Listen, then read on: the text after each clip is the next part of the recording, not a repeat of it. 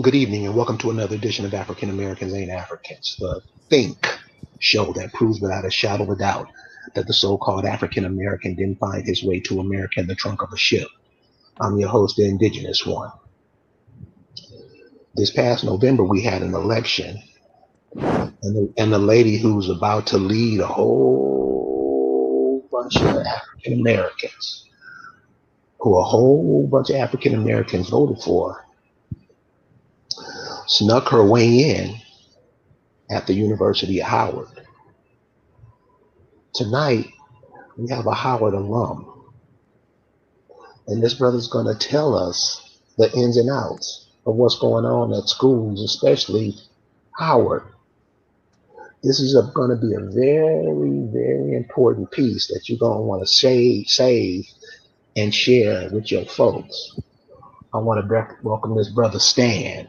How you doing, Stan? Very good. How's everybody?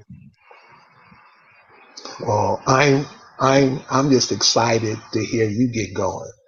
But with the whole school thing, one of the questions I have is, as long as African American, Black, Negroes, coloreds, whatever you want to call it, as long as we've been going to these historical Black colleges, why isn't there an effort to build car companies, or I don't know, anything?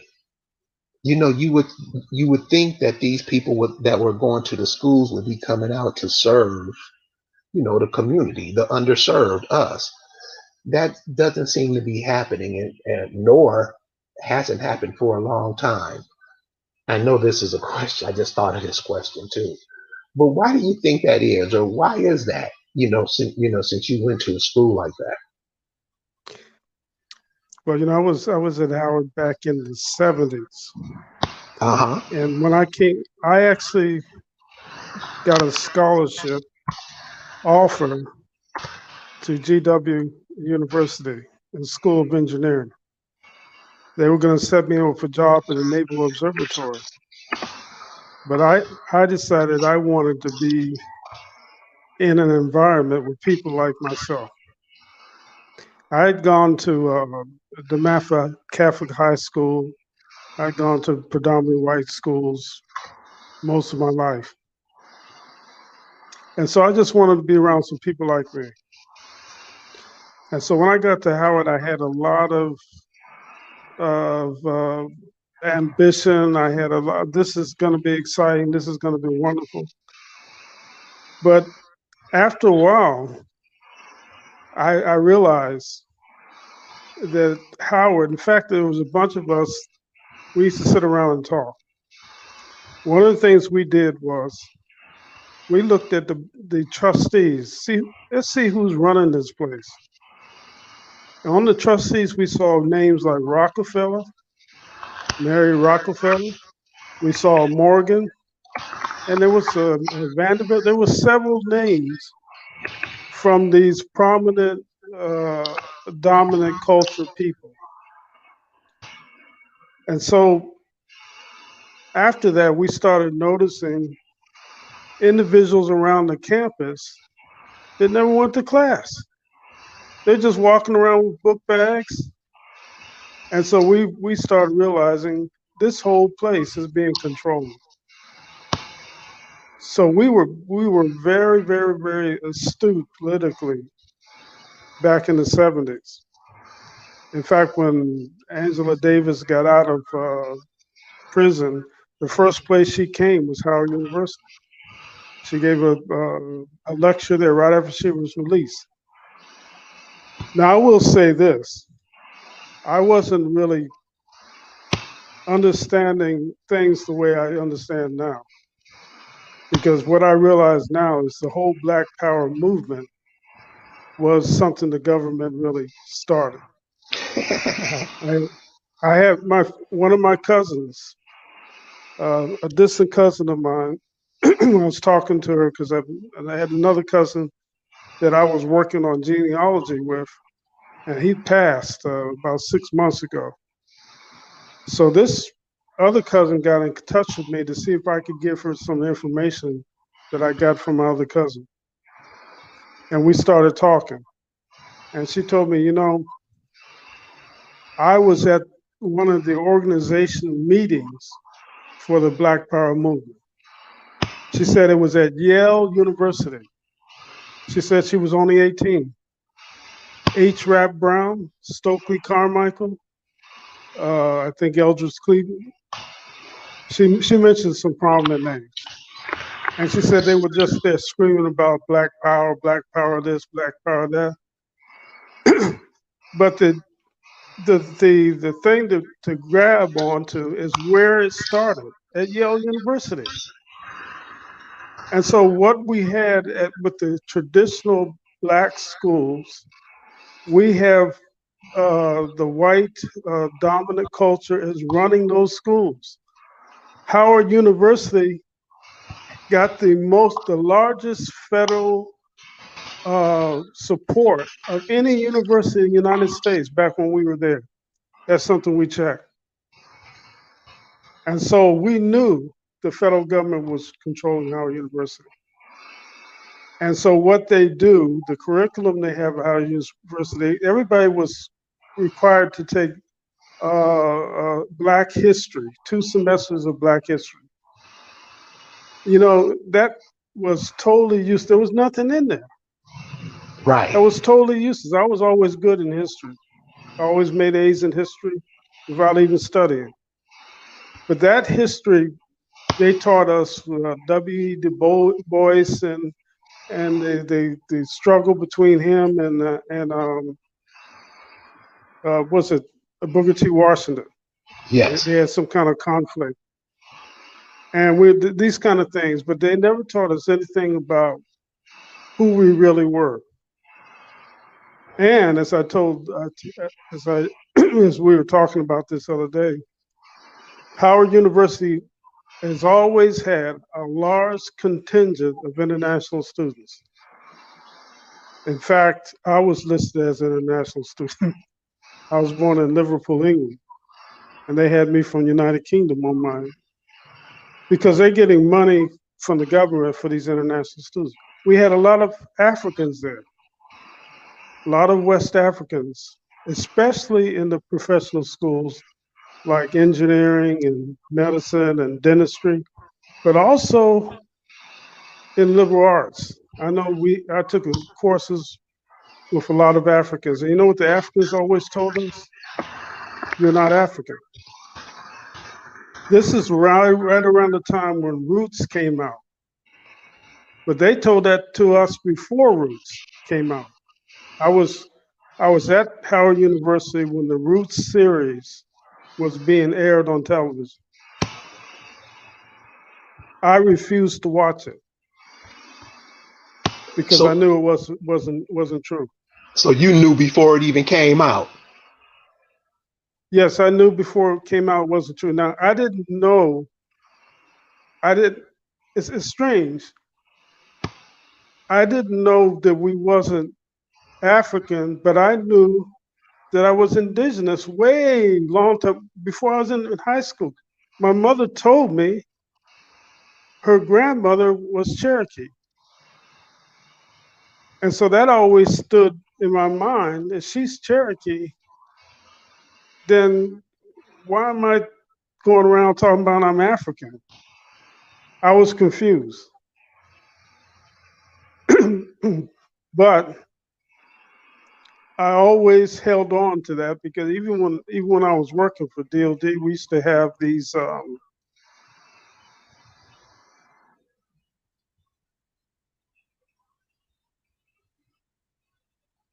Hello?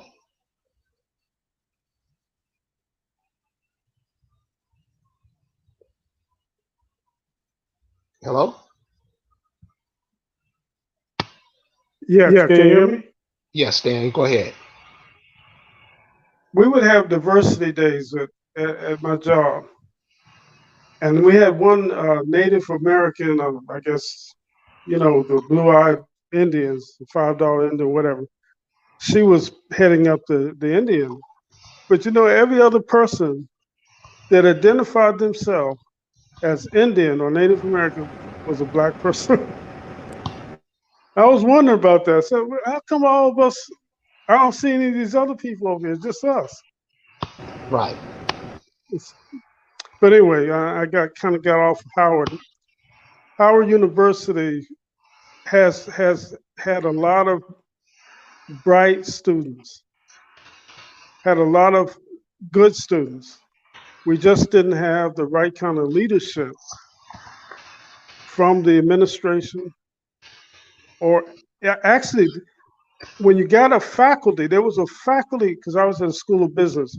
There was a guy there at the school of business who was telling the students, don't major in this, don't major in that, you're not going to get a job. And they fired this guy. He was out of corporate America. The guy had 5 master's degrees. Brilliant guy. He was trying to give us actual guidance, what we should do. And the administration, the dean, fired the guy. Because look, if you're in majors, if you're getting out of these majors that are leading nowhere, the major's not going to have many students. And so they're Right. trying to keep the programs running. They don't care whether you get a decent education or get a job after you get out. So that was kind of my experience. Now, with I was there about 10 years before Miss Harris, Camilla Harris. Okay. Um, I would say that with her coming from Howard University, it's really giving Howard a lot of, it's putting them on the front page, and there's a lot of people breaking their necks trying to get at Howard University now. Right. I saw where some athletes, uh, volleyball players, basketball players, or whatever, female athletes, they had committed to major uh, ACC schools. They withdrew, and they're going to Howard now. And so I don't know. I mean, so I don't so know is where so it's going so is because, Howard. Let me ask you this: so do you think yeah, Howard is viable? You know, being what they do? Because I'm sorry, man. I don't. I see the people going to the black colleges, and they're supposed to be what, the talented 10th. From the history, they're supposed to be the ones that go learn and come back and serve, set up businesses, and all of that. All I'm seeing, and this is from everybody in my family, all I see yeah, is us going to build other people's empire on our land.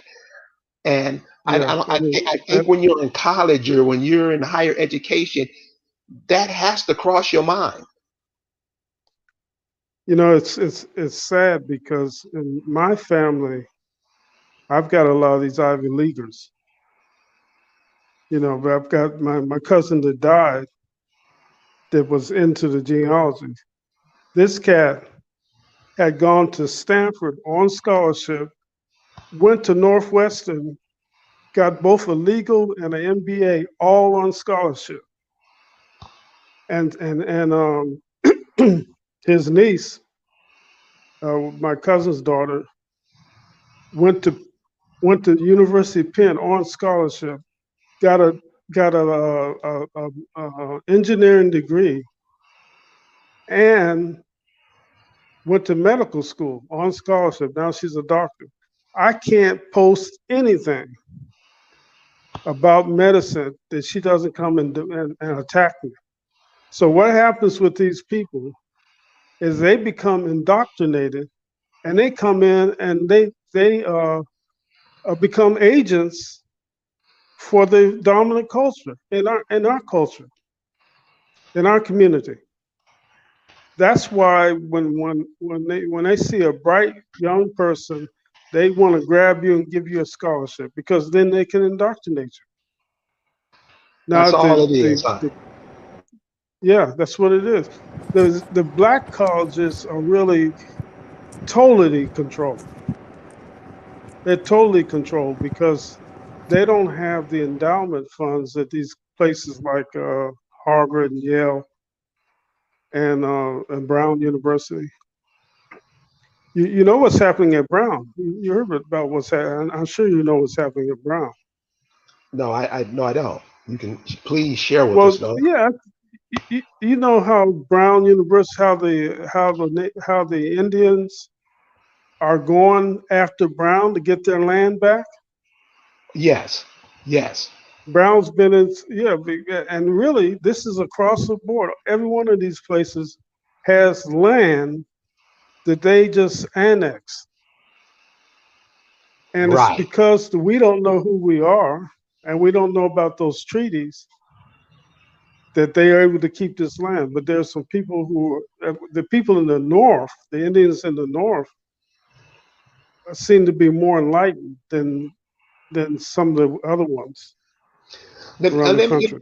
let me ask you this: could that be because when the Europeans came up, they came up through Maine and Canada and worked their way down up there in the north? Do you think that's it?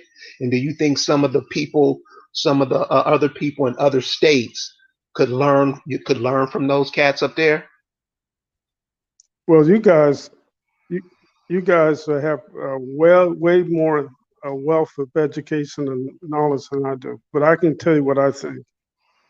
Um, and I think I told Lais, Miss Cypress, that in 1989 I was going on an auto trip to Boston. I was going to be working right near Harvard. And my father told me, I had some relatives in Cambridge. He never told me about this all my life. All of a sudden, 1989, he says, the name's Houston. They live on Massachusetts Avenue. Now, back then, you only had the white pages, yellow pages. Right, So I said, well, and he used to go up every summer. He'd go up to Boston and New York, Coney Island, and he would go around with his relatives. But he never introduced me to any of these people. So I got up there, got the white pages out, looked through there, found the Houston on Massachusetts Avenue. I said, well, let me give it a shot. Let me call. So I called. A woman answered the phone. I could tell it's a white female. And she talked to me about 40 minutes about the family. And she said, these are Native American, mixed Native Americans. And she said they're very mixed. And she told me all about the family. And she says, listen, I'm the fourth wife. So she said, I can't get back to your father and all this sort of thing. Well, this guy, I left my phone number. But he never called me. So I just let it go. The husband never called because it's probably about 3 generations between when my father went up there and the person I was trying to talk to. But those people, those Indians in the Northeast, New York, Boston, they had a different experience than the ones I think in the South. Because, like you said, the Europeans first came in the North, and they had what, the King's Philip's War, wasn't that up there? yes, They started fighting the Indians. They started having these Indian wars, and I was telling um, the Cyprus, one of the things, the reasons why they don't talk about those Indian wars is because if they start talking about the Indian wars, they would have to talk about who they were fighting. right, Because the Indians on the East Coast were not the Plains Indians. right, These were the copper-colored Indians, and so they would have to explain why these Indians are not Africans right away. That would come yes, out. So that's why they do not. And also, they would have to explain that they enslaved these people, start sending them to the Caribbean and other colonies within the United States. yes, So they would have to explain that there was enslaved Indians. That's when slavery started, and they were not. They were prisoners of war as a result of these Indian wars. That would really that would blow up the whole story with Kunta Kinte and all the African. That just from the start, just telling that the story about what happened with those Indian wars, and there were scores of them. It wasn't just a few. There was a lot of Indian wars. A lot. And that's not in the history books at all. So let me ask you this: And why is yes, the African studies or whatever African American studies or whatever?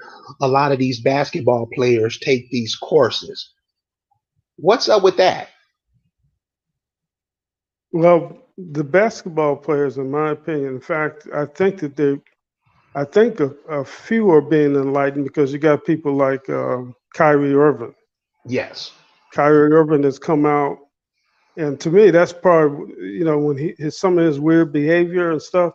He's Right. dealing with some of these issues with the way we've been treated in the country, and Yes. he's dealing with issues from the standpoint where he actually knows the truth, and it's bothering him. That's why he's so weird in his behavior.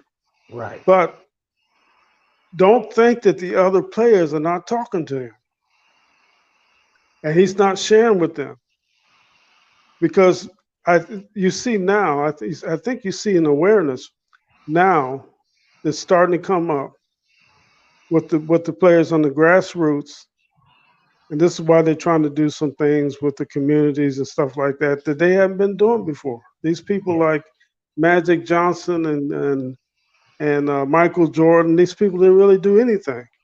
Yes. They were just concerned about protecting their money. But um, I think it's not so much the courses. It's gonna take a grassroots movement of people giving their testimony. People like Kyrie Irving. That's moving people. I heard Isaiah Thomas make a statement right on the I probably could get it. Probably get the DVD, not DVD, the video clip right on one of these broadcasts where he was talking about a basketball game.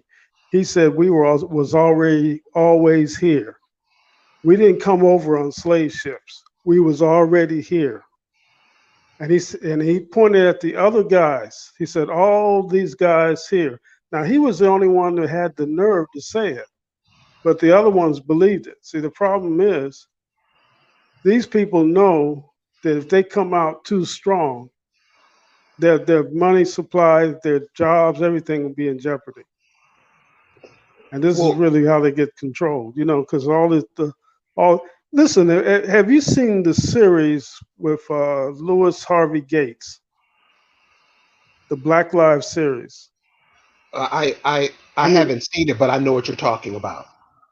I bought those years ago, where he talks to all these different people. He talks to Tina Turner, and he tells them, "You don't have any you don't have a Native American in your ancestors," and Yes. things, and Yes. everyone agrees with him. Yeah. And I said, wait a minute, Tina Turner's mother is Navajo and Cherokee, her mother. Yes. Now you're going to tell me that Tina Turner doesn't know that she's a Native American? Yes. No, it's not that. It's they have to play the game because they're trying to keep the money coming in. And so Tina Turner, Morgan Freeman, he said, oh, I made a mistake. I'm not Choctaw. But later on, he says, I'm not African. James Earl Jones, all these people are concerned that if they go against this thing, they're going to not going to be able to make a living. I heard that this new movie coming to America too. I don't go to the movies, by the way. I haven't been to the movie in about 6 years. But I You're heard doing the this new right. movie. You're doing the right thing. No, I'm not going to support Yeah. especially these black artists that can't tell people that they're not African. Right. But Eddie Murphy made this movie Coming to America too. Now I understand in this movie, I've heard that they have that Eddie Murphy is coming from Africa and he's going to Turtle Island and he's going to look for a copper tone queen. These symbols are in the movie. This is what I heard. And one thing we have to realize is, and this is just me, and maybe maybe you've seen it too. Hollywood is the writers in Hollywood are all Ashkenazi Jews, and a Yes. lot of the actors are Ashkenazi Jews too. Now they don't run Hollywood, but they're the front people. Check. And what they've been trying to do for years is tell us who we are. And they put it in the movies. They put little little tips in movies and television programs. If you are listening, or you have an eye, or you're watching, you have an ear. I'm not sure why. I think that they feel some affinity toward toward us, because they see some similarities in our experience and their experience. I'm not sure exactly why. I But told I was between whose experience? between. They think. Listen, I'm just guessing. I'm not really sure. That they think that because of the oppression that we have experienced and the racism and all that, they seem to think that they've experienced some of this with the Holocaust and things like that. Now, I I'm not. I I don't really agree with them, but I'm saying that that's what they think, uh because we know that go ahead. I'm going in. I'm coming in. Okay. Okay. Let's we know that understand it. that Okay. Holocaust thing was. Yeah. Let me talk about that. The good guy. That Yeah, okay. go on, Jewish please. people. Jewish people and all Yes. people. All Europeans. They play that I'm your friend. From the Quakers being calling themselves friends to today, Biden's on your side. We the good guys. They always play like they're our friends. They always pretend to sympathize. I mean, Okay, what's the objective?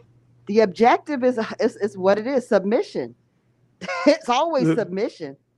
It's Okay, always just so. manipulation. It's always control. That's the objective at all times. There's no better way to control somebody than to say, I'm your friend. I'm helping you here. Oh, I understand. Oh, let me How do give we you some keep advice. falling for that? How Because do we we don't keep look at the falling for that? we don't look at the I- patterns. We don't look at the patterns. We because things happen right here. We just had Ebola.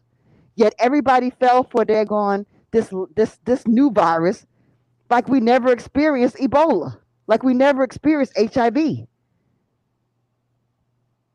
Yeah, Like we it's never experienced, like we didn't even know about Tuskegee and didn't experience it. That's within our lifetime. I had a uncle who yeah, was a Tuskegee airman. yeah. Who we Like, Tuskegee like, experiment was within our lifetime. Within our lifetime of experience, we touched all these people. Yet yeah. we don't look at the patterns. So that's why it works. I'm your I just, friend. Good versus evil from the Bible. Good, evil. It makes us comfortable to know that there's a good, there's a demon, there's a devil. And then you can say, oh, that's the devil. So oh, that's bad. So you feel comfortable being able to separate it. But that's not the way life works. In reality, the people that present themselves as good and loving are often the most evil ones. And that's what happens with us and all these different people. the question came up, and I'm telling you, he asked a good question. He said, "How is it that all these people coming out of Howard University, Morehouse University, these universities, and they're not really doing anything for the black community, Right, the Native community?" right. And I mean, you had Spike Lee. He came out of Morehouse, and Mm, Spike became mm-hmm. a producer, and he's really helped a lot of uh, aspiring actors. Mm. Actors. I mean, Lawrence Okay. Fishburne and Well, all these people. Yeah. understand. He helped. He helped a lot of his friends. Okay, because a lot of them people he Okay. knew from Morehouse, and he knew. I'm not trying to trash him, Oh, but that's the way people really do move. They well, usually start with their listen. friends anyway. I'm not trying to diss that, because most people, Spike Lee, Spike Lee is Boule through and yes, through. oh In yeah, fact, oh yeah, all of Atlanta's Boule. oh yeah, oh yeah, oh So, yeah, no, I'm not defending him either. I mean, I'm right, just I right. thought that but yeah, he's a Boule person. These people He's not. are born with a pathway to success. You know, they're born with a card that allows them admission. Okay, so that's one issue. But on the positive note, when I was in Clubhouse today, there was a Yes. group about Africans. You know, what is the most ancient continent? A room called "What is the most ancient continent, Africa or America?" And let me tell you, that room had some Africans from all over the place and Americans from all over the place. And some of those people, some of those Did, moderators, some of those people on stage, I mean, they were inspiring. These young people got it together. And some of those young people were from Howard. And that gives me encouragement that these young hey, people are actually knowing that they're indigenous, doing the research, looking at the history, and able to speak to it with power and knowledge. That is so exciting to me. and I think that that's an excellent point. I think that uh, we talked about ancestral research. Hmm. I started off because I was an auditor. Like I said, I used to be an auditor with the Department of Defense. We always went into projects, and there's three type of evidence: testimonial, documentary, and physical evidence. If you get those three down, it's a wrap. And so when I did my research, that's what I was going. I started with oral tradition, that's testimonial. And then I look for documentation, and then you have physical evidence. In fact, if you look Very at good. forensics is actually a science. Hmm. Forensics is a science that is 91%, they said is 91% reliable. Hmm. So I'll give you an example. Example, when I was doing my research, I kept coming up with like for instance, my sister has the middle name is Italian. I came up with, some, and I asked my uncle, 95 years old, do we have any Italian ancestors? He said, absolutely not. Absolutely not. Now, this guy's been wrong on everything. And he said, we were living in New York and there were some Italians that living close to us, and that's where the name came from. Well, then when I found the census report, he was 2 years old when he was in New York. After that, they moved back to North Carolina, to Charlotte. I can't remember anything when I was two. So I kind of discarded that. And then when he did a DNA test and it came out 5% Southern European, which they define as Italian and Greek. Now, I didn't take that to the bank, but it did come up. And so what I did was, and I think I told you I'm a very hairy person, especially for a black person, but for any person really. And so is my wife. My wife's um, ancestry is Italian, Portuguese, and some Japanese, and she has some black. So she's got those four. Some African. She's a very hairy person also. I looked up in the reference, where does this come from? Why is Southern European so hairy? They said the hairiness, the hairy features come from South Asia. But these South Asian people invaded Southern Europe. Southern Europe is Spain, Portugal, Italy, and Greece. And that's why the people are hairy.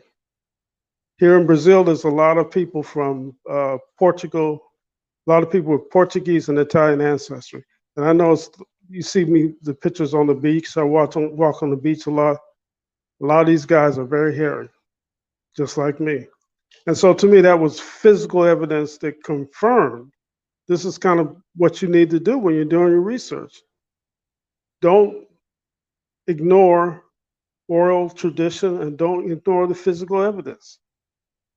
And of course, you're not going to ignore the documentary evidence. So if they're telling people, all these people, they're telling you 70, 80%, West African, but you can't find any African grandparents or great grandparents, and you don't look like an African. I mean, that's a bold-faced lie. Why would you accept that? Why do you think we overlook that? Why do you I mean, because if you look at African women and sisters from over here, there's a huge difference. If you It's a look huge at difference. if you look at African men, the athlete, let's look at somebody who we see all the time, or the athletes. There's a huge difference. Why do you think that just goes right over our head? Um, I, I I think there's something about, I don't know if it's our culture or what it is. It's something about us that we don't really question things. We don't research. We don't question things. We don't research, and we don't. And the saying says, "Whatever happened to common sense?" We don't use common sense. I agree totally with you. If you look like, I'll give you a good example. Victor Oladipo, you know him? Yes. This guy named Victor Oladipo. He went to the high school I went to, DeMatha. Did you know his teammate was Quinn Cook, the guy that used to play for the Lakers? They were teammates. And Kevin Durant, because all of them are from D.C. area. I used to live in D.C. I grew up there. Kevin Durant. Now, Quinn Cook and Kevin Durant are close friends. But Victor Oladipo and Quinn Cook played on the same team in DeMatha, but they're not even hardly friends. You wouldn't even Right. think they were friends. Right. You see what I'm saying? And Victor Oladipo is not friends with Kevin Durant. These people are all from DC areas. DC is a small So why? city, So why? So why is that? Why is it because that there's a everybody wants to different say we culture. mix? Right. There's a Everybody different says we culture. mix, but then we don't. We don't, and tell the truth. I can look at a basketball player and tell whether he's an African. Right. Victor Right. Oladipo doesn't even look like a Black American or melanated American. I should say black. Excuse me. He doesn't look like us. He can't grow any hair on his face. They try to blend in. They try to imitate. He's got a good game. He picked up his game from playing against other people like us, but he doesn't fit in, and they don't think like us. I mean, they are really into thinking almost like the European, as far as doing their business, getting their brand together, and things like that. They have a very predatory, parasitic nature to them. It's very different. Yeah, and see, Um, and the United States is helping them because the United States is allowing them to come in. And I told you, Kamala Harris being vice president of the United States is a slap in the face of every indigenous person in the country. Well, let me This ask you let woman me ask, is, let me ask you a question, man. Because I'm glad you brought that up. So, from my understanding, her brother came over here and got a free ride. I don't know if it was at Howard, but he got a free ride to become a doctor, pretending to be you. She came I over didn't here, know. and everybody knows she went to Howard, and she mixed Yes, in with the sister, them Greek chicks, and yeah. they hoisted her to the footsteps of the presidency. Do you And by think? the way, I'm when sorry. she was a DA, when she was a district attorney in San Francisco, she locked up more of us Yeah. than anybody. In fact, she went out of her way.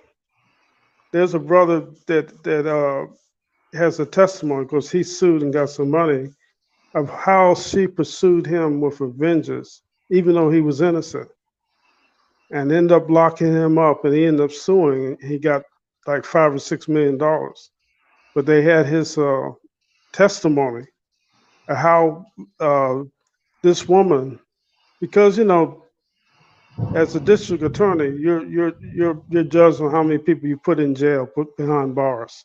Check. And she was very, very vigilant about it, but she was putting us behind bars, not these other people. And so I just wanted to throw that in. But you saying her brother got a free ride, Yeah, he and she he's a also, yeah, she got one yeah, too.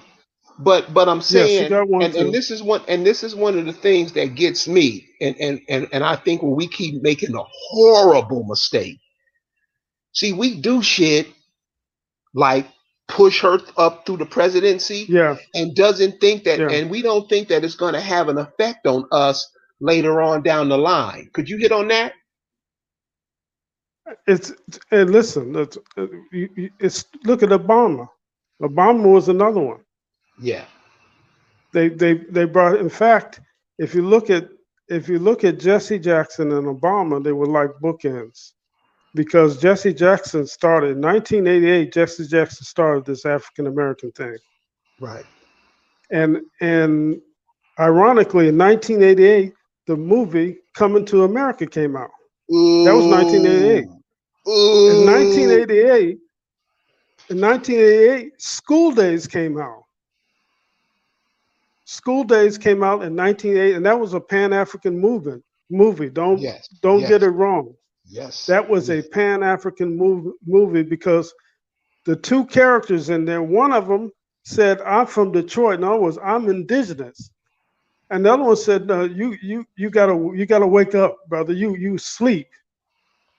You're really African." That was the other one, Larry Fishburne's character. So those people came out, they released those movies in 1988. How did they know to release the movies the same year Jesse Jackson started talking about, well, we're all African Americans? It's a plan. All of them was in on it. But Uh, Jesse Jackson started with the African American thing.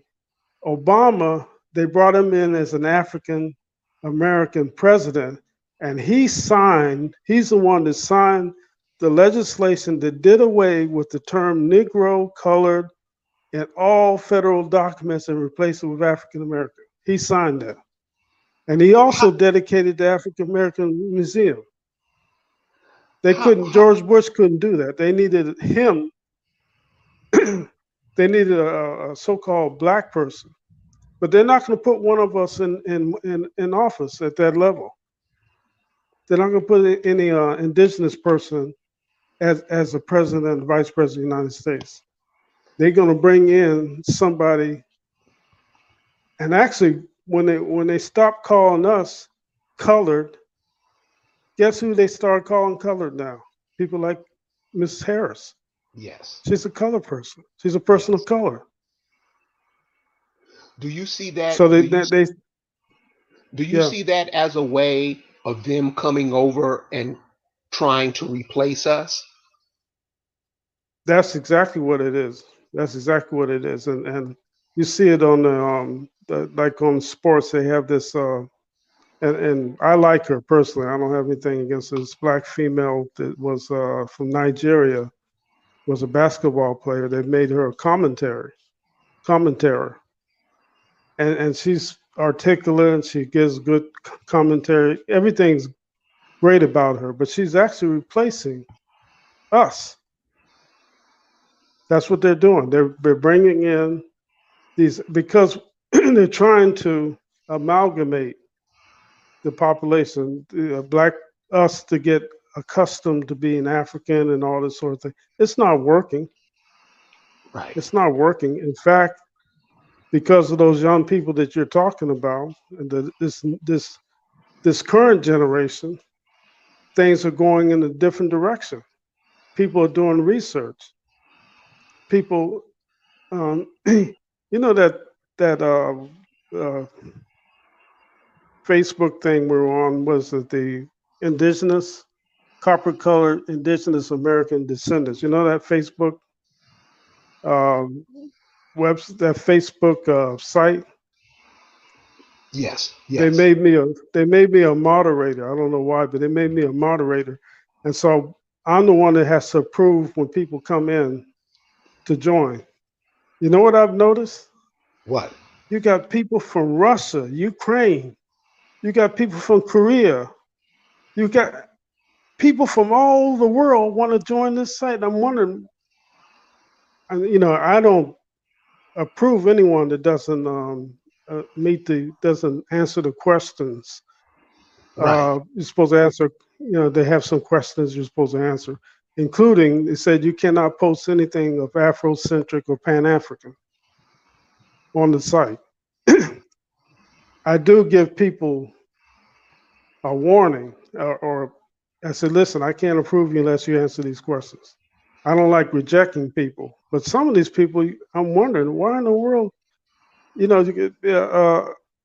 like I said, people from all over the world are trying to get in on this site. And I'm wondering if all of them are legit or they some agents. Some people are agents who come in to try to just see what the discussion is or Oh, leave some. that's what it is. I wanna Yeah. answer somebody's question in the chat, and then I want Lisa to come back in. So Lisa, come back in after Okay. this question. Jay Indigenous says Spike Lee is a sellout.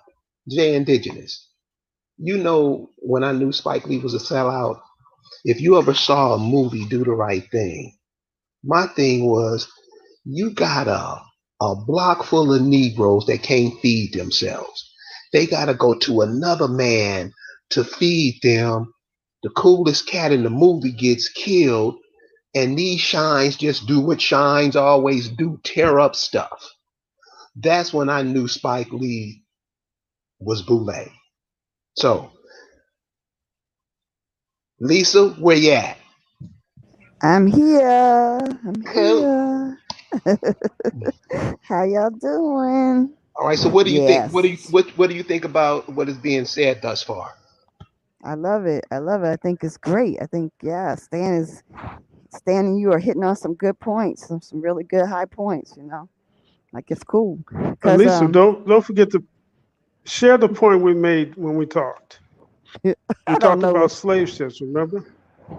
Remember we said they can't find a slave ship, but Oh yeah. they can find Roman galleys from 2,000 years ago and Right. Viking longships from 1,500 years ago, but they cannot find a slave ship from 200 years ago. Absolutely. I mean, the evidence is just like it's no contest. Like we know that they're lying. We know that they lied about everything. Now it's just the point of okay. Now what do we do with this? What do we do with this? Okay, I'm encouraged. Yeah. And this is part of it. Looking at Howard, looking at the Boule, looking at the celebrities, and calling their Howard's asses out, Boule. calling them out for what they're doing. Make them have Because a public reckoning. Okay, they need to reckon with yeah, what they have done to us because they are white supremacist supporters. They are white yes. supremacist And supporters, it, and we need to call them for what they are. They are gonna get fucked up anyway. Excuse me. They're gonna get it anyway. Okay, they're gonna get it because guess what? They're trash. Because guess what? The globalists are done with them. They failed. yeah, Okay, they fell. they failed. And So then, their and usefulness is over. yes. And So then they've been now what do we, exposed. they've Right. been exposed, their usefulness is over. So now what do we do? So now it's time to call everybody to their responsibilities and their collective daggone. What are you gonna fix now? How you gonna fix this? You gonna fix this now, okay? And and and then we and doing that, it's about trying to get people like these young people that are getting their mind, they have their minds right, they have getting their minds right, they are organized, that have genealogy websites that are organizing themselves on Twitter, on Instagram. We need to get these people together in a collective and start making our daggone demands clear and tell these Boule and these Pan Africans and these ADOS and these confused Moors to step aside because if they don't understand, the objective is very, very clear and simple. They like to complicate things with their minutia. No, don't be complicating things. It's not complicated. You don't got to add nothing to this. We don't need to add no daggone salt, no hot sauce, no nothing. It's straight good. It's already good. We know we are the indigenous people. That is it. Okay. Do your genealogy to find out who exactly you are, and there we go. Okay. Everybody else needs to just step aside. I don't really care. I'm not here to fight because somebody said something about Kamala's daddy was Jamaican and he's American Indian. I don't know what Jamaicans are. I have friends that are Jamaican. I don't know what they are. I really don't. Okay. I don't know because I don't know because they had mines there where they might have had to bring Africans in to help with, because when mines cave in, you lose a lot of people, just like in South America when you got gold and stuff like that.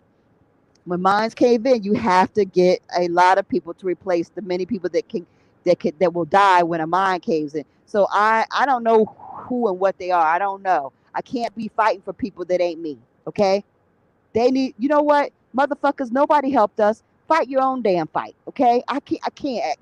Like I said, I got close friends like family that are Jamaican. I got family that's Haitian. I understand that. Whatever. But guess what? I can only fight for who I freaking know, and I ain't trying to suppose on them. If they want to prove themselves, everybody got it. They're gonna do the work. Okay? So supposing that Kamala is American Indian is bullshit. I don't know what her dad is. Just because he's melanated American and, Indian. and lives in Jamaica, don't make him a Jamaican indigenous person. Come on, y'all. Don't be stupid. Yeah. Don't be misled by the complexion. That's what we're doing all the time. Just because they are skin Mm. folk, don't make them kinfolk. That does not make them us. Stop being silly, okay? Let's wake up and be smart. Be smart, okay? And then these people, did y'all see the Roland Martin interview? Okay, where this young man, what is his name, Mister because I tried to look him up, King Randall or something like that. This young man has started his own school, okay, in Albany, Georgia, and Roland Martin just took that boy and tried to just freaking berate him on his show. And Roland Martin looked like an ignoramus. He looked like a complete ignoramus, a complete step and fetch ignorant man. He looked like a disrespectful child abuser because he took our baby and he tried to murder him. And that was disgusting.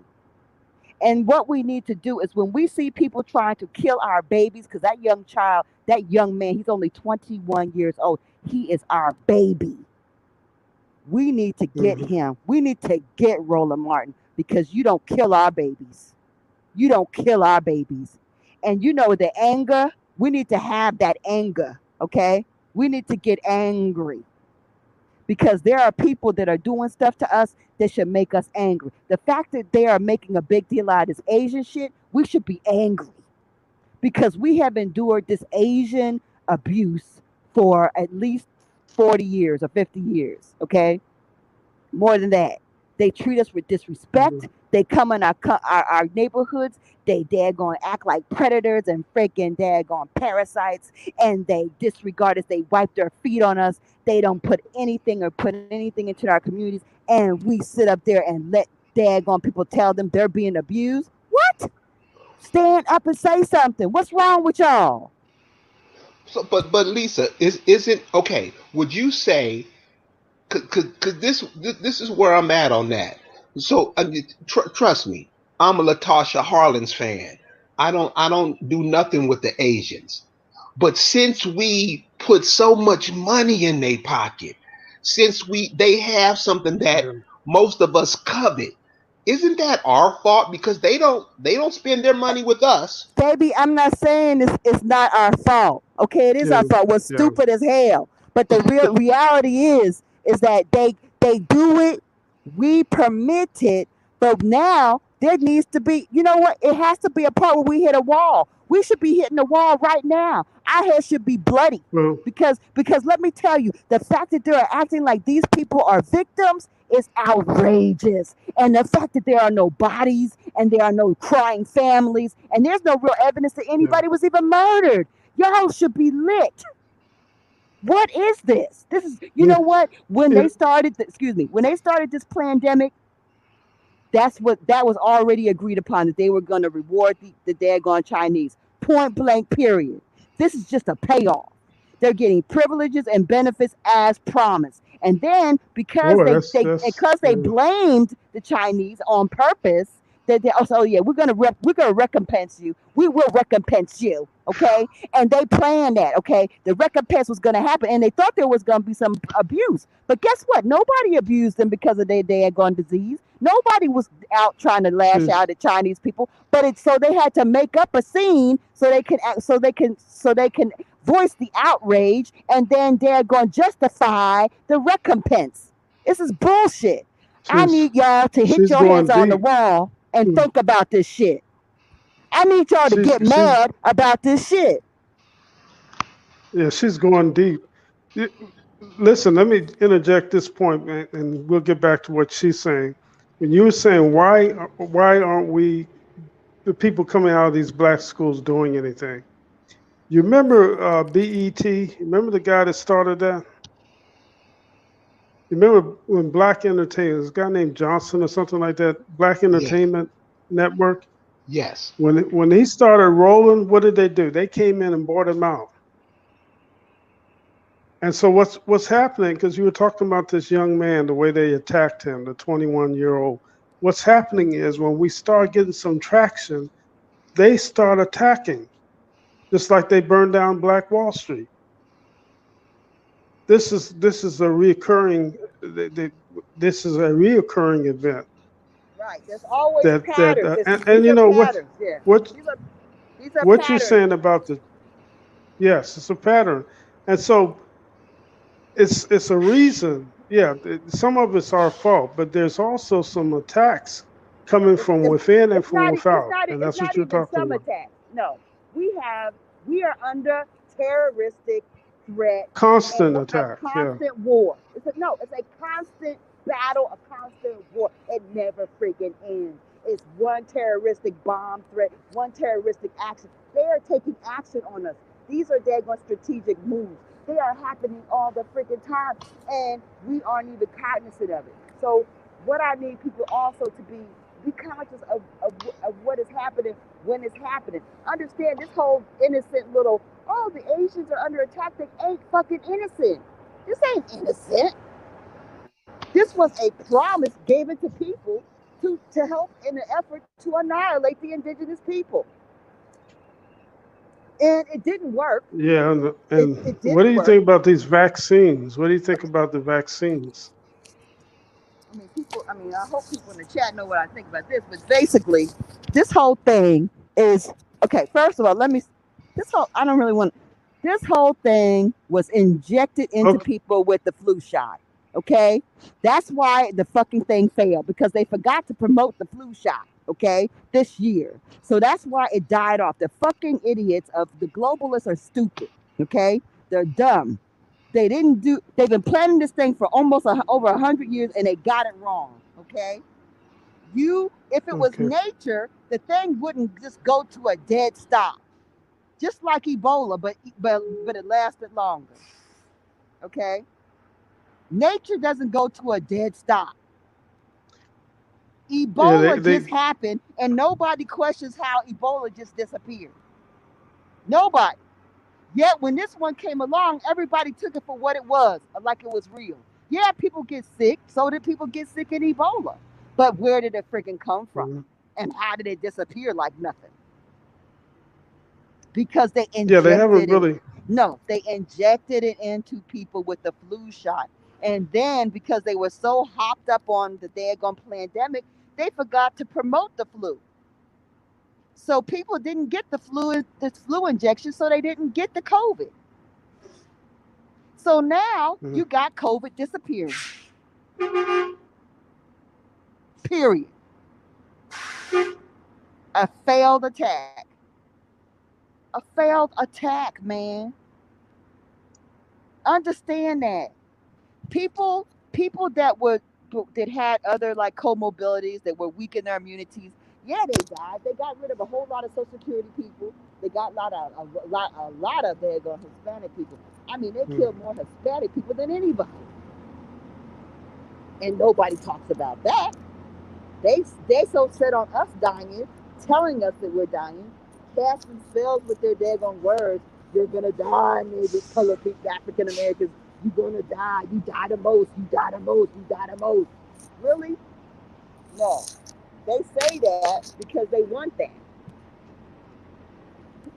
You know, in this country, they had the Oxford um, vaccine and the Chinese vaccine.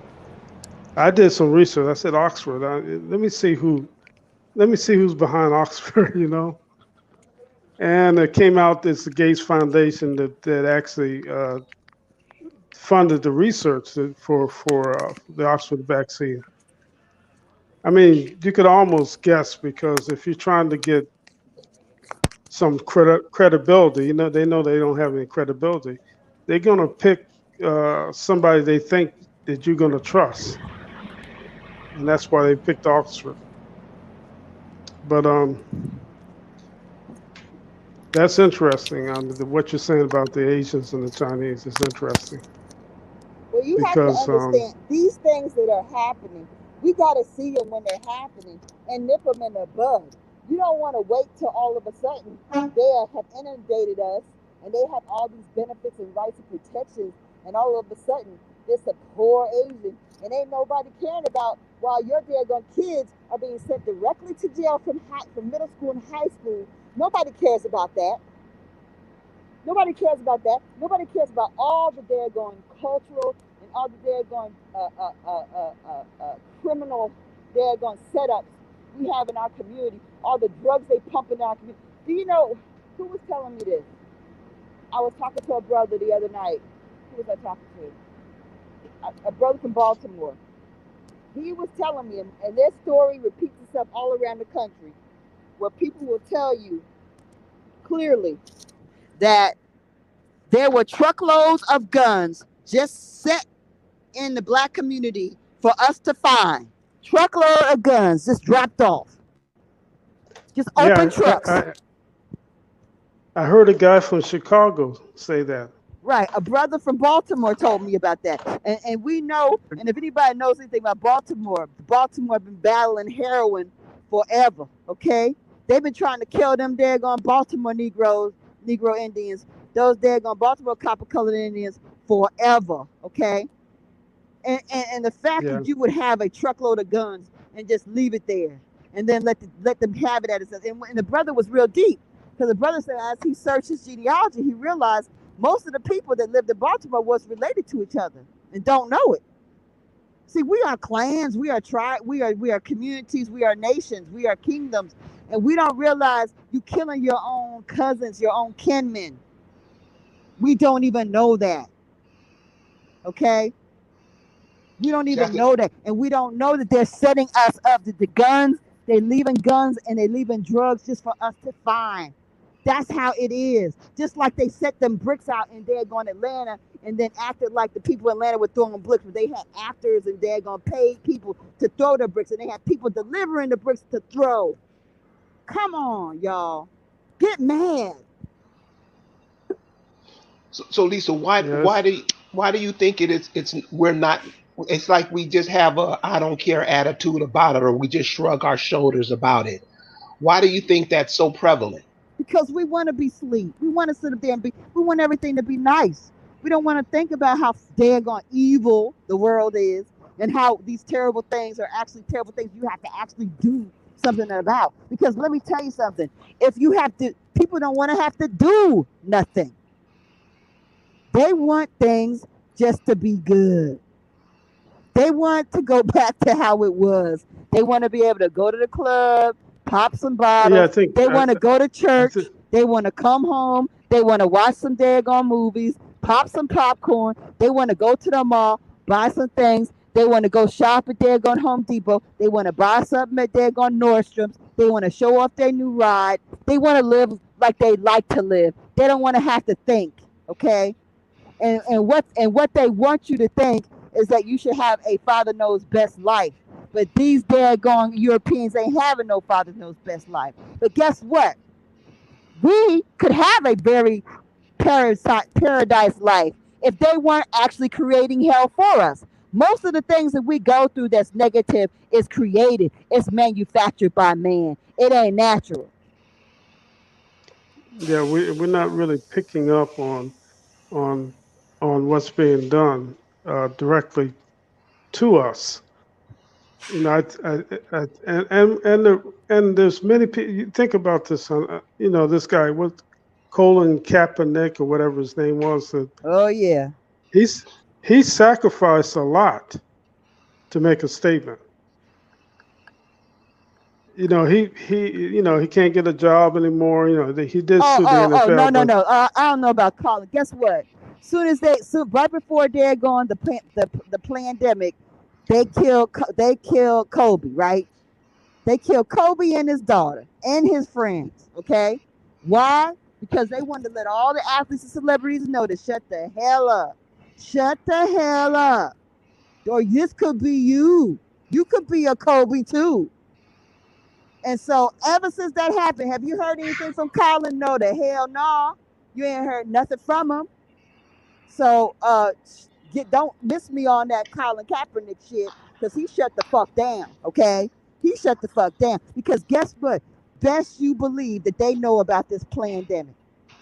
That's why they ain't saying shit, or they're going out and trying to act like they're ambassadors for the vaccine because they want to get no, I'm not. recompensed. They want to get Yeah, I'm recompensed not. for it. They want to get recompensed for it. So yeah, Yeah, I'm they not. know, they know, and Colin knows, but Colin shut the hell down when he saw what they did to Kobe, as they all did. They got in line. They will check you. They will kill your family. But guess what? When you're at war, you will get your family killed.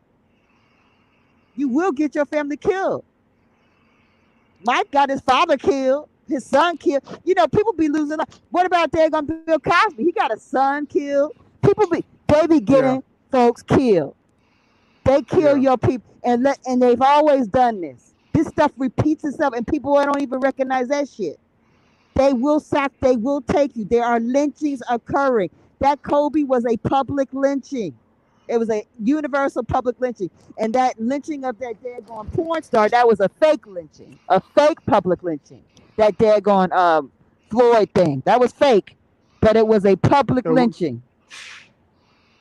what did Kobe do that caused him to turn against it? Kobe was a symbol. He didn't do anything. You don't have to do anything in particular. You could be just somebody who's vocal. I don't know what he was Googling. I don't know what he was actually talking to people about. But let me tell you something. To be lynched does not mean you have to actually do anything. That's to say the victim is at fault. That's ridiculous. They needed somebody to make an example of. Somebody beloved, somebody respected. They needed to take somebody out. Point blank, period. And it It, works.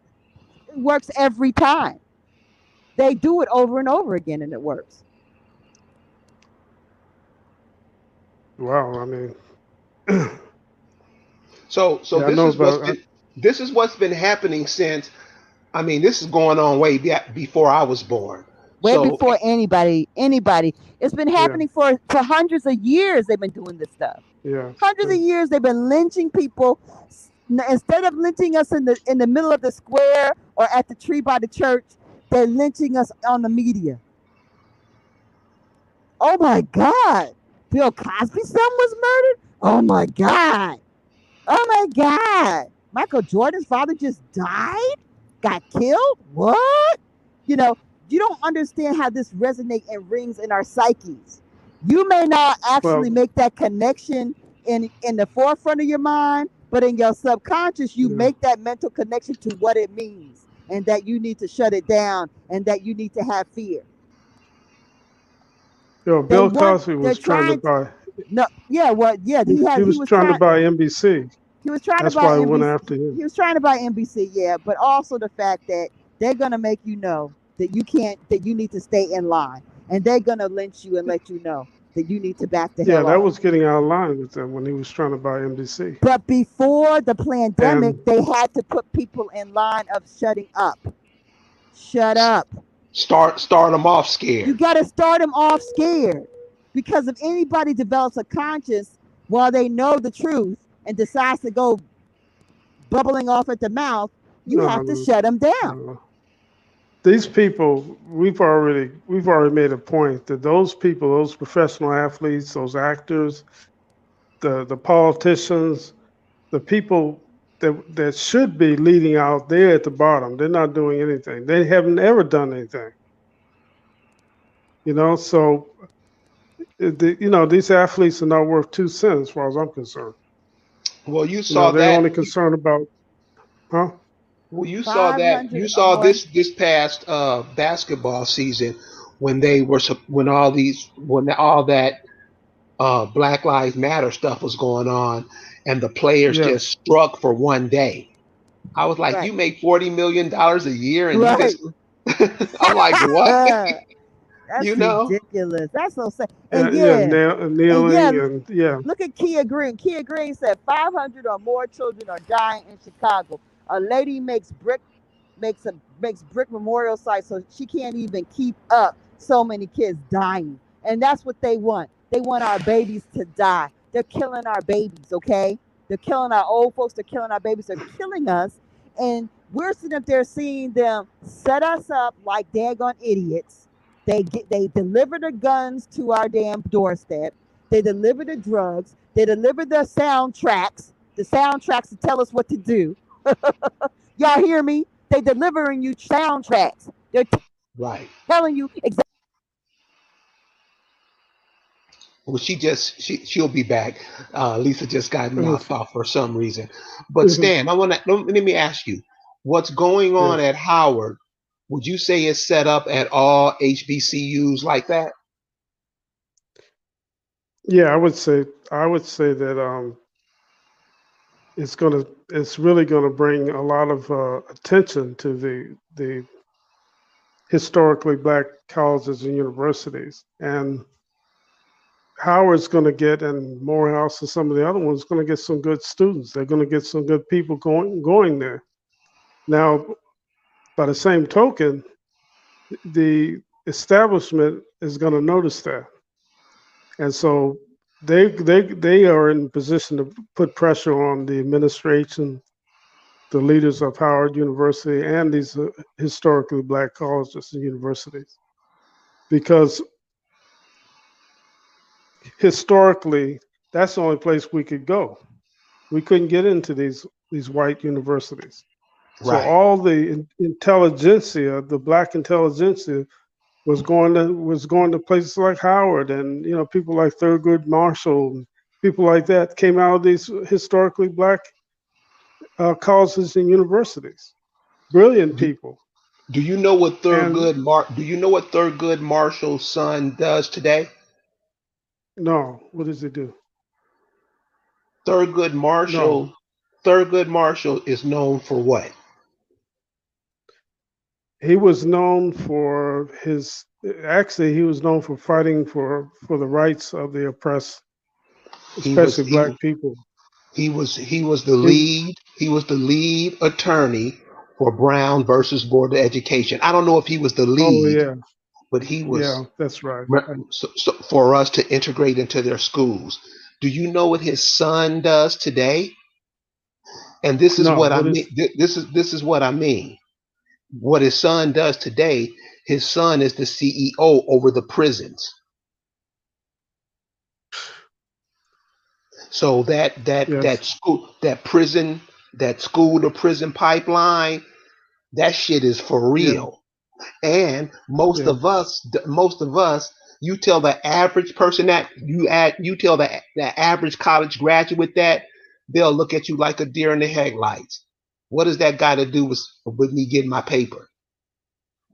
This is how we're in. This is how we're in. All of that. But you were saying, I just want to put that in about Thurgood I didn't Marshall. know. Yeah, I mean I didn't. we don't know. We don't.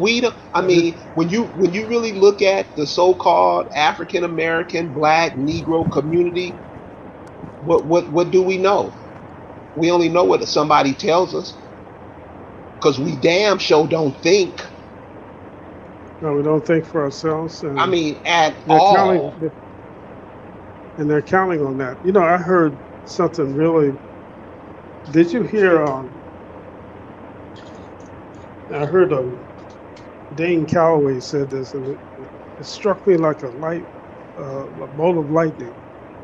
That with Muhammad Ali. I remember when he used to come to Howard University and talk, and he's all over the place. I was at Howard when he was really doing well fighting.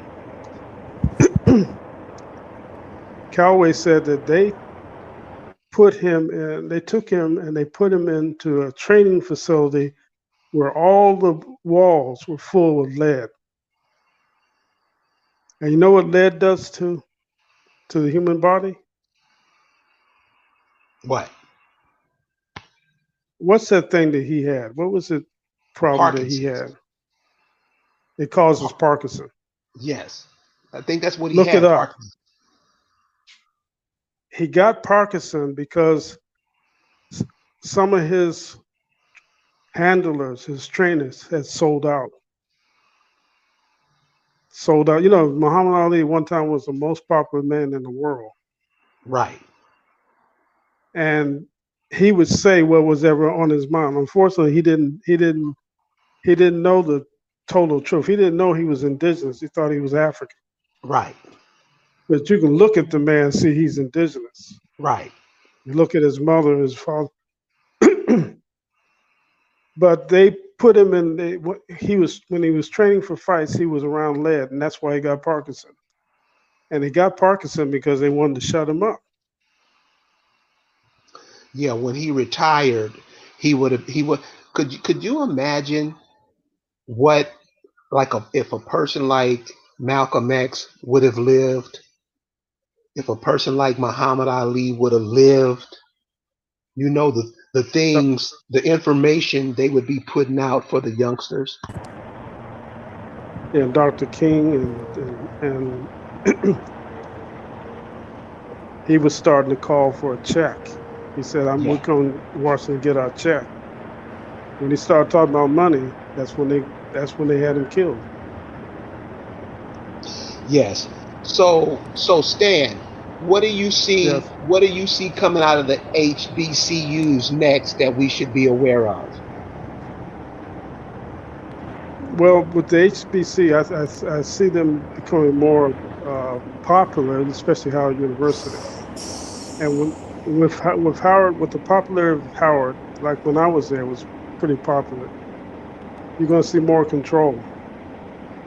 You're going to see more control and more, because what's happening is the mainline universities are not as big a deal as it used to be to go to these different places, Harvard, Yale, and all these places. Some people are saying, listen, I can get a good education at this HBC and go to grad school at Harvard or Yale, but I want the foundation at the historically black universities and colleges. And because of that, because they know that people are moving in that direction, you're going to see more control. You're going to see more control coming to Howard University from the federal government. Now, is that just gonna be Controlling the Howard? Is that all of no, them? no, no, all of them.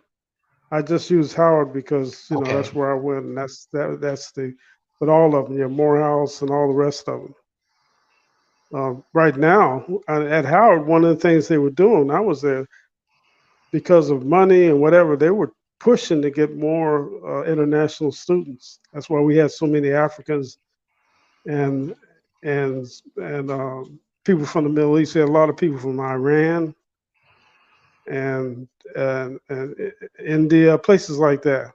Right.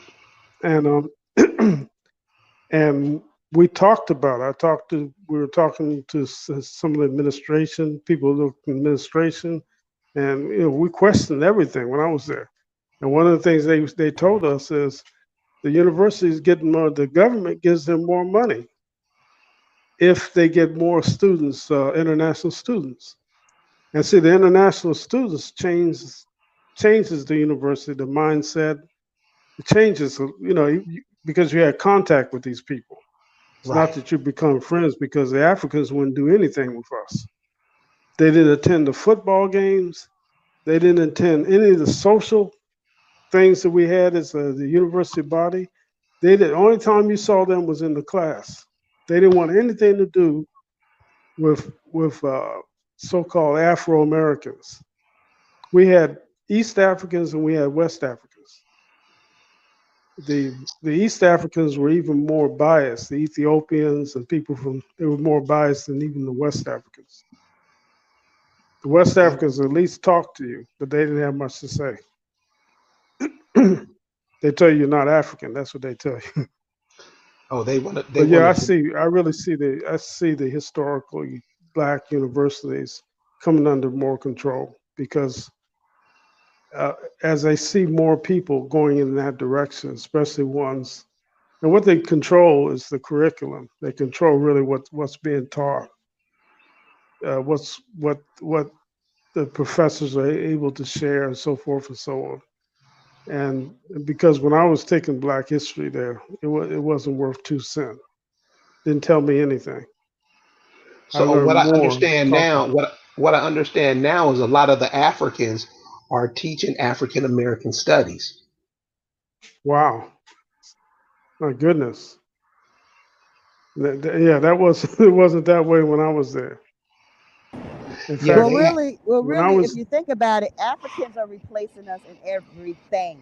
I mean, what about that guy who bought a that's plantation? I think in Louisiana, and he got a guy from a professor from Africa to be like his curator of his museum because he brought the plantation and he made it into this like this dedicated to black slavery, and they got all these statues of these people that are naked and bent over, prostrate, looking all freaking sad and being whipped and stuff, and then you got this African guy from Senegal or something telling you about how they were brought over. I mean, this is how they do it. I mean, first of all, they're taking our actual lives, our jobs, our livelihood, our benefits, our education, everything that our children should be getting, they are taking. And y'all are all happy about it, applauding. Kamala, yay. You're stupid. You're idiots. You yeah. dummies. I Okay, they're I replacing agree. it. I mean, I'm here I took working around the country. What do I see? Where are my copper colored nurses? Where are they? Where the hell are they? I am being surrounded by 40 or more people from foreign countries. Actually, I could say the majority of people are foreign. I don't even see daggone European damn nurses, actually. mm, Everybody's foreign. Everybody's either the majority are from Africa, and I don't just mean Nigeria. I mean all these different countries. Okay, and hmm then there's another minority that's maybe a small minority that are like Pakistani, and then another daggone Filipino, Yes. inoculation. I'm like, so where are we in this? This is our homeland. They don't respect us. They don't know who we are. We don't know who we are. We can't stand up to them until first we let them know who the hell they are and where they are at. Let me tell you, when we as people get around these folk, whether they are, like I said, whether they are our neighbors that are Mexican, whether our neighbors that are Jamaican, where there are neighbors that are Haitian, whether they are invaders that are African, invaders that are Filipino, invaders that are daggone any kind of Asian, we need to let them know first of all who they are dealing with, who we really are, how they have been given a false history, we have been given a false history, and whose land they are enjoying. Okay, and then we need to go about trying to get a tax off of these motherfuckers. Okay? We need to get some damn money. Okay? Because you don't come here and do commerce in our homeland and not pay the people. Okay? That's That's some right. bullshit. We need to get some fucking money. They coming here and bringing their daggone money back to their countries. Okay? They building their daggone empires and they're going setting off their people for generations. And you mean to tell me we can't get a tariff on their asses? We need to get to work. Stop being stupid and start working, y'all. We got to get working. Make some actual moves. You fighting amongst each other, talking about people who are daggone rapists and shit, or trying to be rapists or halfway. Motherfucker, stop being petty as shit. Okay, stop worrying about things as people's personal past that you weren't there to witness when we got real shit that they're going to accomplish here. There are a lot of people who are better than that and can do better, and we should build better and do better. We should know better. And if you don't know better, get the fuck out the way. If you can't do better, go sit down. Because guess what? Happy as I am to say it, there's some smart young people coming up who's gonna do better, who are already doing better, who are already sounding better, who are already working better, who are already building better. So it's happening. They can't nobody stop this. This is happening. So if you guys not down with it, you about to get ran over. Stan, we coming up to the end of the Hmm. program now, and I want to thank you Yeah, for sharing that with us, because a lot of us, we only believe what we're told. We don't think about stuff, because I've been telling people for the past 20 years that the CIA, I mean that the Black Panthers was a CIA setup. Everybody laughed at me, dogged me out, and then when I'm like, dude, just look at the organization. That's all you have to do. absolutely, That's all you have to do is look at the absolutely, organization. And we don't do that. We Right. just whatever somebody absolutely, tells us, yes, boss, and we go along with our lives. So absolutely. that so Uh, yeah, you're spot on. You're spot on. We were talking about that just the other day. Because it started at Yale University. I felt like those all those people, Stokely Carmichael, all of them. I don't know about Angela Davis, but they're all they were all government operatives Mhm. they were, sitting in the community. Yeah. Stokely Carmichael. I'm gonna show you how whack he was. This when I found out the whole African thing was a joke. First of Okay. all, Stokely Carmichael stole the term Black Panthers from down there in southern Alabama, because the people who were trying to get their voting rights, that's what they called themselves. Stokely Carmichael's from Trinidad. And notice that they always use foreigners to tell us who we are, and we always go for it. Then Stokely Carmichael said something one day, and this is when I knew the whole Africa thing was a sham. Stokely Carmichael was talking, and he said they bought 300 million Africans over here. 300 million. Three Oh hundred. I no. mean, you can Uh-uh. find the speech somewhere. He said 300 million, and I was like, well, if they bought 300 million people, how were they able to repopulate so fast? If they took It 300 young people, childbearing people, people just in the middle of working, just starting their lives, how could they repopulate so fast? Man, I was asking that question I still asking and still haven't got an answer yet. Yeah, the other thing is, if you got boats taking these people over here, plus you got all these Europeans coming, how many boats do you have to bring Right. all the damn Europeans over here? They act like they had like, do you know how long it takes and what it takes to make a build them damn wooden boats and shit? You can't just have, you Yeah. don't just have Right. disposable endless amount of No, they boats. Okay, so you're bringing all these Europeans, and it's a lot because in order for them to have as many Europeans as that we have here today, they brought a whole lot over, a whole lot. So you mean to tell me that at the same time they bringing them, they bringing us over? How is that possible? you know they on slavevoice.com. You can go to slavevoice.com. They revised that figure. You know what the figure They, is? you know what they need to do. 92,000. 92. I didn't know it's going that 92, low. not 10.6 million. 92,000. Oh, they really trying. Guess what? It's less. It's not even that. Not even that. Right. Okay, it's not No, even no, that. no. 92,000 Africans were brought to the New World. We're not talking I about know. United States.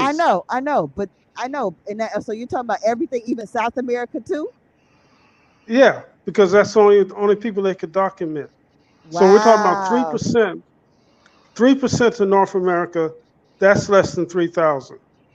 Less than three If you thousand in North divide that by America. 400 years, that's 8 Africans a year. That's not even a baseball team. That might be. That might be. That might be accurate. That might actually be accurate. If anything, yeah, that might be accurate. Oh wow, that's crazy. Well, let me say, oh, you know what? Guess what? They need to realize they gotta surrender. They are failing at every daggone assault. These are assaults, okay? These are military actions they're taking against us, and they are failing, okay? They did not win, and they are not winning, and they're not going to win. So they need to They, start. The negotiations need to commence now. you know. We need to start Listen, negotiating. let me leave you with this thought. What we need in this country, and I might write a letter to Congress. We need a truth and reconciliation commission, just like they had in South Africa. Yes, yes, A that's truth and right. get this history right. Right. Before you start talking about reparations, Yes. get the history right. Let's get the truth out. Let's get the truth Let's out. get the truth out. That's what they need in the country. Right. And the world, because all these daggone countries are actually along, they playing along with the game. They are all actually part of this. Everybody is participating in this whole lie, this whole sham, and everybody needs to have the truth be out. Everybody, because they hiding stuff. They hiding our riches. They're hiding our daggone artifacts. They're hiding everything. Okay, so give it up and stop lying. They're in the basement of the Smithsonian museums. They're in the They daggone. got they, They're in the Vatican. They're in the daggone Queen's Castle. They're all over the in the place. Vatican. Yeah, yeah. But Hmm. they're well aware that we're not African Oh, they people in are. other countries. They're Yeah, well aware. As we yeah, are the only ones that are not aware of. yeah. Those are the people. Right. And your family want to cut you if you try to tell them that. If your family want to beat you up because you try to That's the mess with. sad thing about it. They want to hurt That's the you. They want to that's hurt the you for telling them that. I know all people come from Africa. How do you know it? Why do you gobble up whatever the massa feeds you? Why do you do that? You I don't sound know. crazy right now. Well, Stan, Yeah. I want to say thank you for joining us tonight. I mean, Okay. and to telling us about the HBCUs, because that's one of the problems that's wrong with us. We believe all is good, and it's not. And most of these cats over here, they just trying to keep getting a paycheck. That's it. And they'll do That's it. anything to any of us to keep it going. So, man, any last words you have to give, please share them. Well, I just want to thank you for having me, and hopefully I said something that was relevant. Um, I really, I had a bunch of notes, but I didn't use them. But yeah, with the HBC, the Historically Black Causes University, they're going to be under attack. They're going to be under some serious attack now because the grassroots movement, the young people, are going back to their roots. They're going back to, like you said, being indigenous because they're starting to do their own research. Yes. I had to kick myself because let me say this right quick and get over. I started doing research because my daughter came home from school one day and said they were asking about our because my last name I'm in Brazil, a name like Or. They want to know about our ancestry, and I couldn't tell her, so I said, let me instead of doing like my parents, let me try to research it. And it took me just a few weeks to realize everything I was told was a lie. Because when I found my great great grandfather listed as mulatto, then turn around listed as black, and then on his death certificate listed as colored. Yeah. So I said when you start changing things like that, you're hiding something. Because I'm an auditor, I see you're hiding something. Why do Right, you keep changing this? right, right. And And so yeah, and when you look in your family's genealogy, you'll see things like they'll add on other people's last name. They'll put your last name and add it on to their last name, and then they try to. That's how they become you. I'm a Robinson Bagwell. yeah, You ain't no damn. No man has got two last names that is not Hispanic or Latin. You in Virginia Yeah, are not a yeah. Robinson Bagwell. You're a damn Robinson or whatever the hell your real name is. And you added on to Bagwell, and you might not even be a Robinson, but whatever it is, you falsified that so you could pretend to be my colored ancestor. But you know what happened is, and I know we got to go, is going back to our generations, going back to your great grandfather, great grandmother, they were Indians. All of a sudden, nobody's an Indian. Right, The grandmother's black, and nobody's talking about it. right. When my great uncle was talking about Blackfoot being in our family, and he was almost at a whisper. This is 1992.